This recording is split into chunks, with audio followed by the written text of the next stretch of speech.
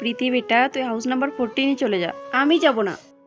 ওখানে আজকে আত্মীয় আসবে, বেঁচে যাওয়া খাবার খেতে পারবি। তোর তো খুব শখ বড়লোকের বাড়ির খাবার খাওয়ার। আমাকে তুমি জন্মই কেন দিয়েছো? মানুষের বেঁচে যাওয়া খাবার খাওয়ার জন্য? ছোট থেকে তো মানুষের বাড়ির খাবার খেয়ে খেয়ে এত বড় করেছি। হ্যাঁ, তো মহৎ কিছু করো নাই। বড়লোকরা যেরকম গাড়ি করে ঘুরে সেরকম গাড়ি চাই আমার। ওদের মতো বাড়ি চাই আমার। বলো, দিতে পারবে? জানি পারবে না। বেঁচে থাকার জন্য ওদের এটো খাও, এটো বাসন মাজো, কাপড় কাচো। এর থেকে ভালো হতো যদি মরে যেতাম, তাহলে এইসব তো করতে হতো না।